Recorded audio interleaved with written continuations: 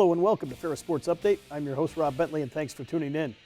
On today's show, we'll update you on two big wins for the Ferris State men's and women's basketball teams. We'll also check in with Bulldog hockey as they get set for the final week of the regular season. We'll start first, though, with Bulldog basketball, joined by head coach Andy Bronkema. And Coach, welcome to the show. It's good to be here, Robert. Thanks. Obviously, nice to be here after a big road win for your team at Lake Superior this past Saturday, and an impressive performance, especially in that second half for your guys.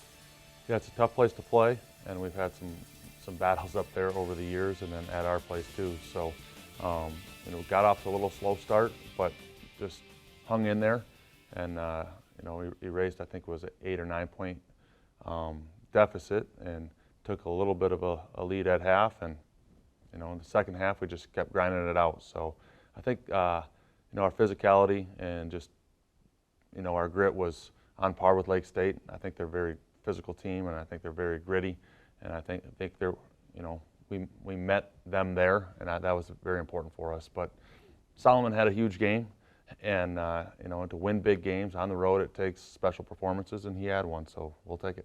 Obviously, you head into this final week of the regular season, and nice to see a lot of those goals still out there in front of you guys.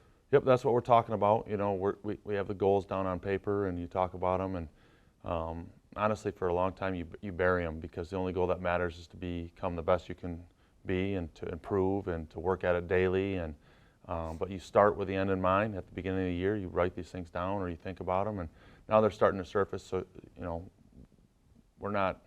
It is one game at a time, but we're not hiding from the fact that we'd like to be regular season champs. We'd like to be tournament champs. We'd like to qualify for the NCAA tournament and make a run. All those things are available, but it's athletics. Every day, half the teams in the nation lose. So that's a possibility, right? I mean, so you're going into this last week, controlling your destiny for a championship, and yet you play, two teams that, are plenty capable of beating you. And if you go at it the best you can and you don't get it, then you're not champions this year. But we're going for it, and we're working hard, and I like our chances. Go to the highlights of Saturday's game at Lake Superior. Obviously, you mentioned it earlier, a tough place to play, and a place where you've had trouble winning over the years. For sure. I mean, any place that has a nice home crowd. I mean, they always have people showing up for our games, and a nice tradition and program, and good players and good coaches. You're going to have a hard time winning there on the road. And if you can protect your home court and split on the road, that's pretty good. So, I think the first win, with Drew Lehman's group on this floor in the conference tournament, and we've sprinkled in a couple more since then. But like you said, we haven't won here a lot, and it's just because of their program and their players and their coaches, and it's just tough to win here. As you mentioned, obviously, anytime you go at it with Lake Superior, a physical, hard-fought type of ball game. Yeah, they're very, very sturdy. I mean, they're just physical. The loose balls, they hardly ever lose the loose balls, 50-50 balls. They play on balance. They're in front of you. They lay their body on you. And, it's just what you got to expect. And the GLIAC's a lot that way in general, but Lake State's good at that. Obviously, right there, Reese Hazelton, a nice move, gave you some good production off the bench. I thought Reese's intensity and effort was outstanding. Him and Bayes, just the first time around, I think their guys got the better of them. And we know that, and this time they competed like champions, and it helped us out a lot. Obviously, you had the 3-point halftime lead, came back and really played well here in the second half, led by Solomon Oregbu, 38 points here, and a great performance. Man, he had a really great performance, and I don't know if there's such thing as a quiet 38, but honestly, in the mix of the game, I just didn't really notice. Usually we got 4 or 5 guys in double figures. This game we had 1 guy in double figures, and everybody else was trying to contribute how they could. But I guess I'm most proud of that, because like even Delapo, he made the 1 big 3, but he missed some shots he usually makes. It didn't affect him at all. And he battled, and he played hard, and all of our guys did that.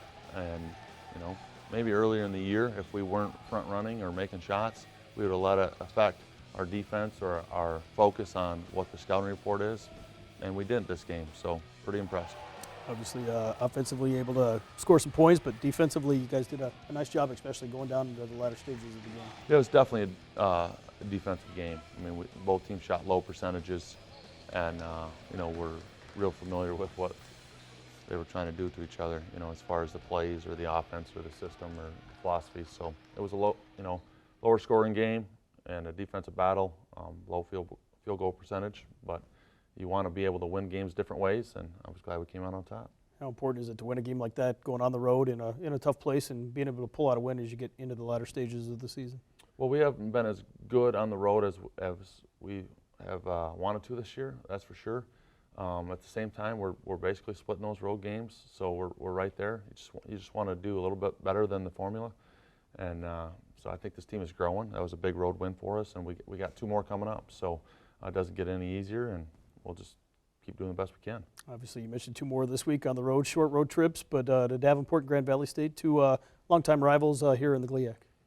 Yeah, I mean, it's nicer that they're shorter trips, but both teams just, present challenges, and I think Davenport's just been hit with the injury bug again. Last year they got healthy at the right time and won the league as the 8th seed, and a couple years ago they won the regular season, so it's a championship pedigree over there.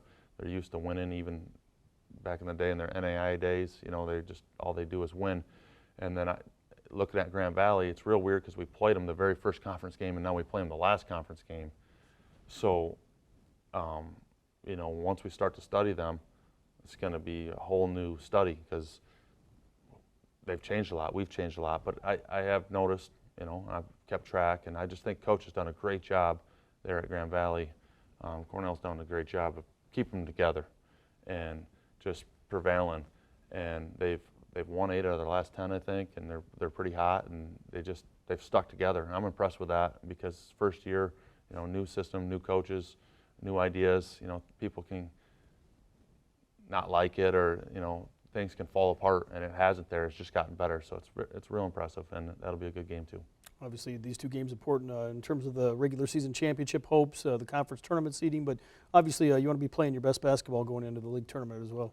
Yeah, I do think we're playing our best basketball, regardless of winning or losing, which obviously is the measure in some ways, but as coaches we have other measures, and I think we're playing our best right now. I'm happy with the progression of all the players, where they've developed, how they've been stars in their roles, and I feel like we're able to hit on all cylinders right now, and that's what you want to be doing. So we'll give it what we got down the stretch and see where we end up.